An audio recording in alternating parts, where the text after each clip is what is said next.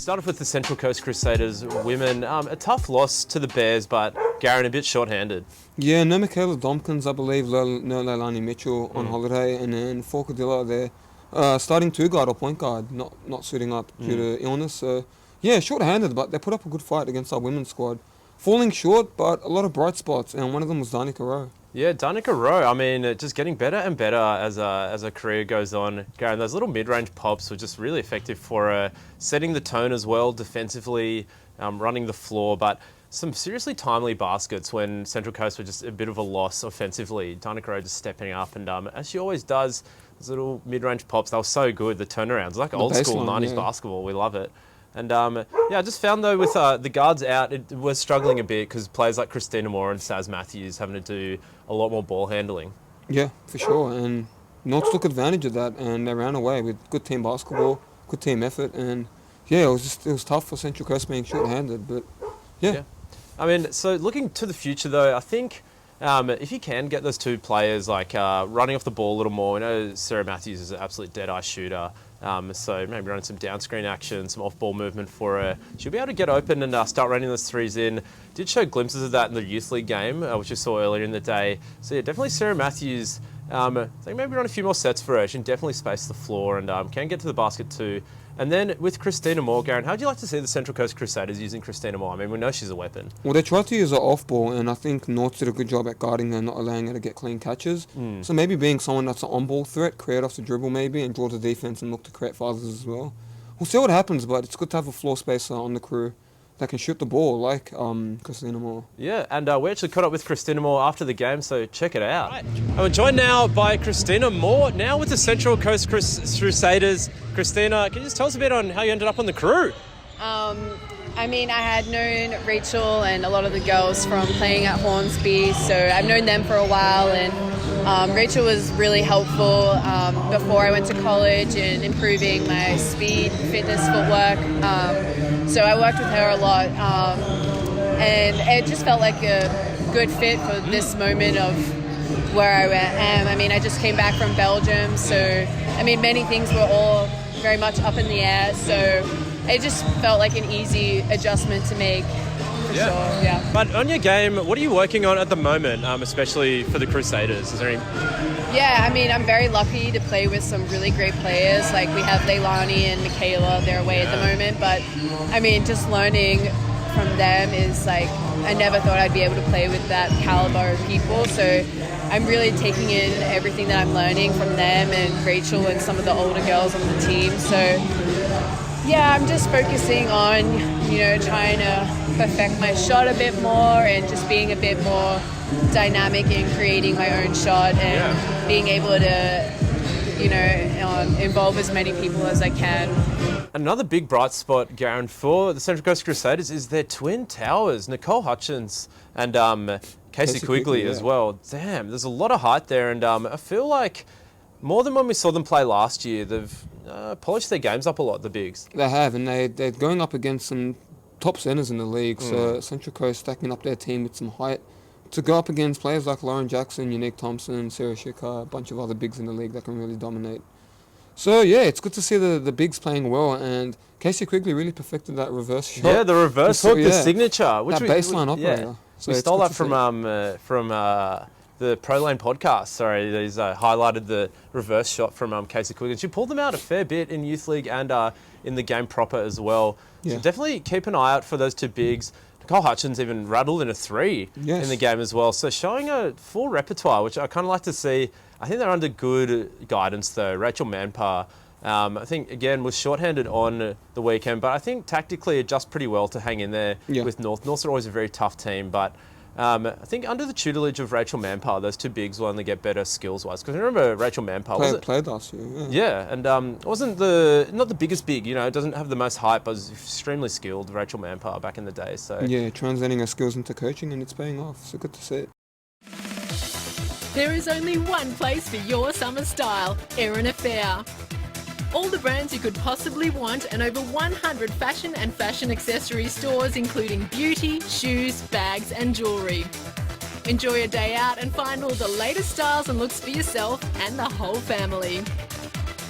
With the only Myer on the Central Coast and the largest choice of fashion shops, there is only one choice for your summer style, Erina Fair. Yeah, and moving on now to the men's match-up.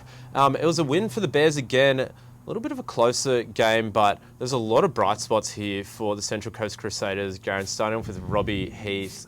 He was electric. I think he had 38 points that game, but he's been doing it all season. Yeah, and efficiently too. I think 62% shooting, can create from all angles, and the spark plug for Central Coast Crusaders only lost by 10. It was a very high-scoring game, 110 to 100. So yeah, good to see him provide some offensive spark. And other guys as well really chipped in. I know the big fella we were really impressed with, Stevens. Yeah, Ben Stevens. I mean, we're scouting him at the start of the season. I did say this to him mid-games. Those little baby hooks, very high percentage.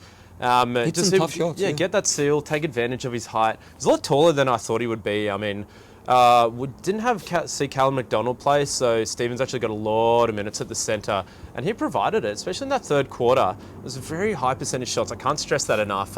Similar to Cooper Wilkes for the Bears, it's just a guy who can throw the ball to and finish off those little layups, use his physicality to get to the bus. So Ben Stevens joined the team a little late. Yep. Had commitments, I think, playing overseas, but now with the Crew, definitely one to watch. Yeah, really had 18 last night, so watch out. Yeah, watch out.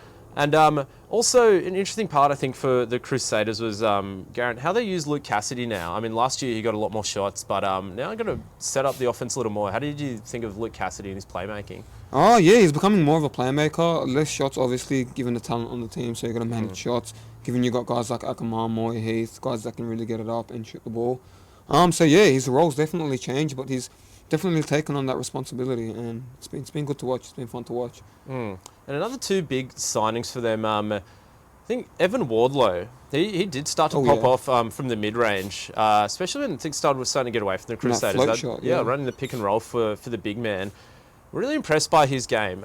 Maybe was hot and cold as the game went on, but you can see all the tools all are there. Good shots, yeah. Yeah, and his three-point shot maybe just wasn't quite dropping, but Evan Wardlow, I think when he uses that physicality and was getting to the basket, he was very effective. And last but not least, Choi Nay. Athletic, lengthy. You saw him space the floor as well, as I just dropped my glasses. And yeah, he's one of those guys as well that can pop off. So when you do the scouting report, there's a lot of guys you watch out for. And who do you sag off a little bit, and who do you apply more defensive pressure to? And it's a team that's pretty deep like that. So some positive signs. And we caught up with Coach John White after the game. We'll check out what do you have to say. Okay, so here we are with Coach John White of the Central Coast Crusaders. John, your first year with the Crew. Can you tell us how you ended up on the Central Coast? So just applied for a role I saw online, but no, was looking to coach at a higher level. I had a lot of conversations with some friends that have played up here and also coached up here, and from what they'd said, the competition was only getting better and wanted to be part of that. Great opportunity for growth as a coach as well. Some really, really good young coaches in this league. So for me to be up against them week in, week out can only be good for me, and I guess the bunch of guys that I'd seen playing online really wanted to be part of that as well. So was really happy when I got the job. Yeah, I know, got a very talented roster, and a lot of talent coming up from Victoria to join us here in New South Wales. So it's been great for the competition.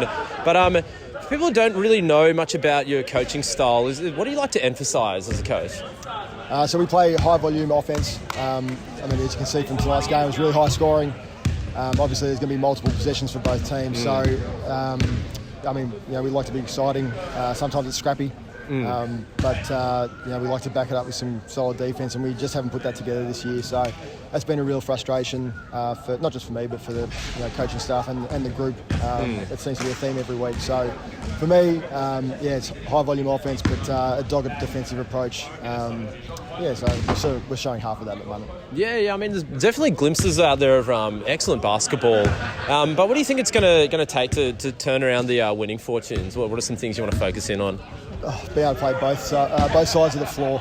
We haven't put a game together yet where we've either played 4 quarters of good defence and offence, or at least 3 quarters. So it's been, as I said, it's been a frustration. And that comes with some new players coming into the team, new coaching style, me getting familiar with the players that have already existed for a while. So I think it's just us putting together both ends of the floor, and hopefully for more of the game than not. So, yeah. Yeah, interesting what John White was saying. You know, there's a lot of talent on this team, but trying to balance them all out, because a lot of them, you know, you've got your guys like Cassidy and Trustham who have been part of the Crusaders for a long time. It also might be time to start blooding in some of those young gun players, specifically Alex Bailey and Jamal Schwabe as well. Two huge parts of that Youth League semi-final run they put on last season. Jamal's a great on-ball defender, high energy, really a good X's and O's guy, so very much like fills into any lineup, and, you know, can go off in a hurry. Scored, I think, 22 points earlier that day in Youth League, so can also shoot the ball really well, and so can Alex Bailey. I mean, like, I was All-Star 5 in Youth League last season, and is just such a bucket, can heat up in a hurry. So it might be time, some of the crew players getting a little older, looking at blood in that next generation, especially before season ends, to set up 2025 season.